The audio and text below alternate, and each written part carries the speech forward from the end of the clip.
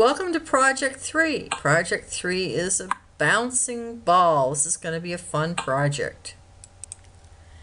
When we do Project 3, what we're going to do is we're going to make the ball bounce. We're going to squish it, and then we're going to stretch the ball. And then we're going to add a second ball that make it go to different rate, and then we're going to add bouncing sounds. Then we're going to finally publish it so you can share it with all your friends.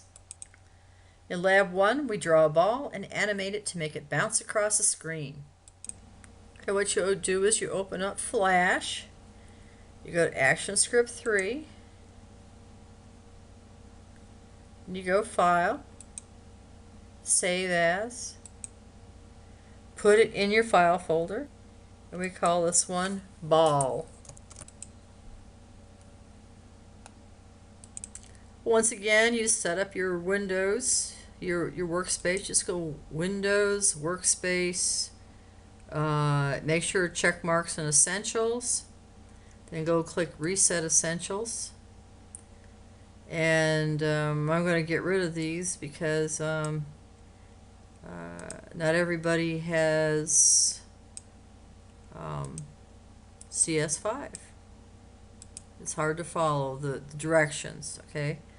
So next I go into View, then I go into Snapping, and I go to Edit Snapping. I take the check marks out of these 3 check marks out, and I click OK. So my computer's all set up. So now I'm ready to make my ball. I name my Layer 1 ball. I click next to my Rectangle tool, and I find the Oval tool. I check the color. I do an outline color here. So whatever I want my outline color to be. And whatever I want my ball color to be, I click on that.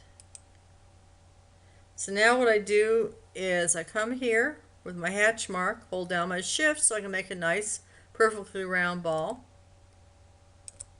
Now I want something big enough to bounce across the stage, yet big enough for me to see.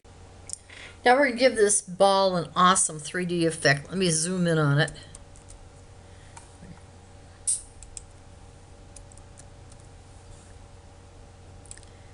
I click on my ball here, click Window, go to Color, and instead of solid color, I'm going to go radial gradient this time. This is going to give you a 3D effect. So to see this, I'm going to make the center lighter than the outside. So I click on the center, and now I'm going to go try green here. Nope. Red, blue. Here we go. We'll try this, and we'll go light. And we'll try a dark color here, and we'll try a red again, and we'll come out to a red like this, maybe a little darker. How about that? So I just click out. So now what I want to do is I want to change that gradient to make it look like it's being lit from the side instead of straight on. So I'm going to click my paint bucket here, and I'm just going to click up in a corner. So there you go. That makes it look like it's lit from the side.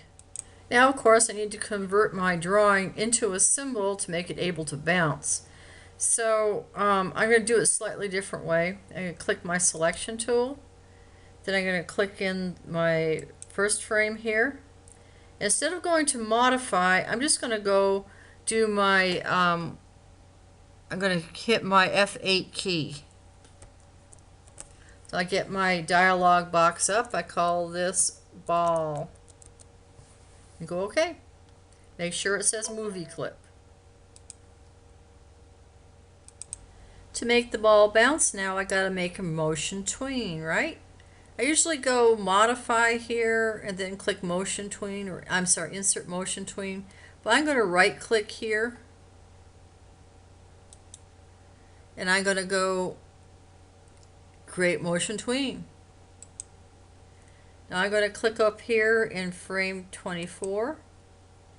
Now I'm going to move the ball off stage about towards the middle in the gray area here. Let me zoom out so I see that I'm okay here. Yeah, that's what I want to do. So now I want to move back to frame 1. I want to put the ball off the top here, all the way up towards the top of the frame here. I'm going to go about the middle, about frame 13.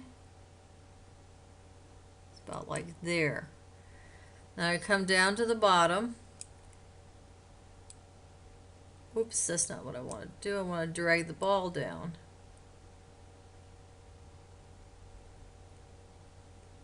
So put the ball on the bottom. So that's how we begin our bounce. Now what I want to do to make this look a little more realistic is I'm going to bend the path.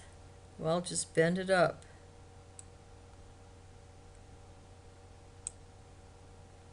And I'll bend this one up. Now I do a Control Enter so I make a SWF file, so I'll look at what it looks like.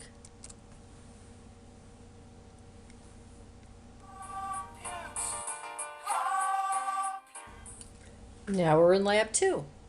What we're going to do in lab 2 is we're going to squish the ball and we're going to stretch it. Now before we've just used motion tweens to create a path for an object to move on. This time we're going to use motion tweens to make an object not only move but to stretch or shrink. Now we want the ball to squish when it not in midair but when it hits the ground. In order to do that, we'll do right before the frame that it impacts the ground, we'll save the normal shape so that the impact goes on just a frame. So now right before where I have the ball bounce, what I'm going to do is I'm going to add a keyframe. And I'm going to add the keyframe using the function key instead of going through the insert menu. So I'm going to click in the frame before, and I'm going to go function key F6, and that adds a keyframe. If you want to go through the insert menu, go ahead. So we talk about squashing an object, we mean making it short and fat. We talk about stretching an object, that means we make it tall and skinny. So we're going to use the squash and stretch technique to make an object appear to bounce. Give it that rubbery look. So now I'm going to zoom in on the ball. Okay, now what I want to do is I want to squish the ball. So I click up here in my free transform tool. So I get my sizing handles. I just drag it down and drag it out. Now what do is I click the selection tool again, and I bring it down to the bottom of the screen. So now what I want to do is I want to remove the transformation on number 24. So come up in number 24 here, and I go see my ball.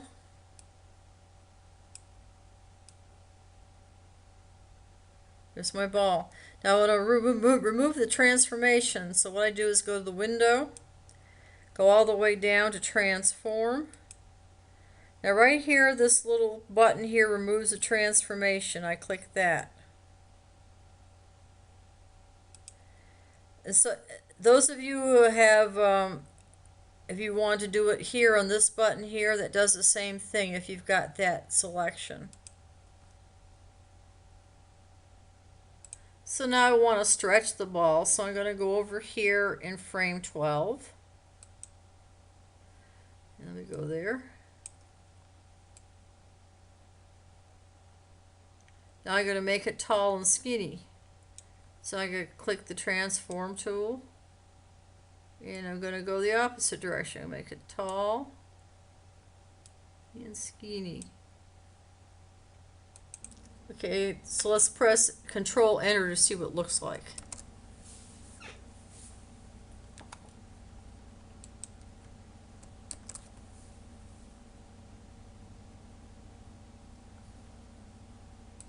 So just to clarify, I made it tall and skinny on 12, and I made it short and fat in 13. Don't want to confuse you.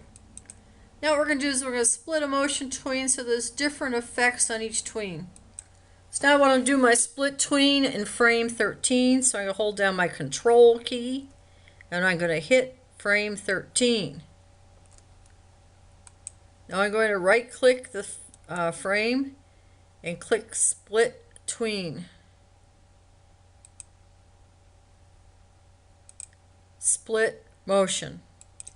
Now in order to make your ball slowly gain or lose speed, you have to put an ease on it. An ease is defined by a number. You're going to change the ease number of your project to make it slowly gain or slowly lose the speed. The two types of easement are easing in and easing out. Easing in makes it slowly speed up. Easing out makes it slowly slow down. Well, I'm going to come on out. Now first thing I'm going to do is go on frame 1, and I want to have the effect of gravity. In other words, I want it to speed up. So I'm going to go over here on the Properties panel. Okay, listen carefully. If you've got, like I have, your CS5, how you're going to have to change your properties is you're going to have to come over here.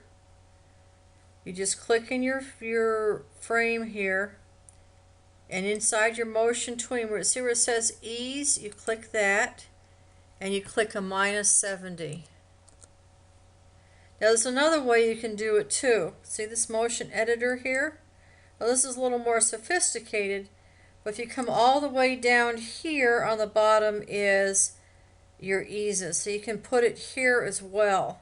So if you can't find on your properties menu your easement, you need to come into your motion editor. Once again, if you click here and you don't see over here your ease, you have to come to the motion editor and do it there. But you should be able to see it in your properties panel.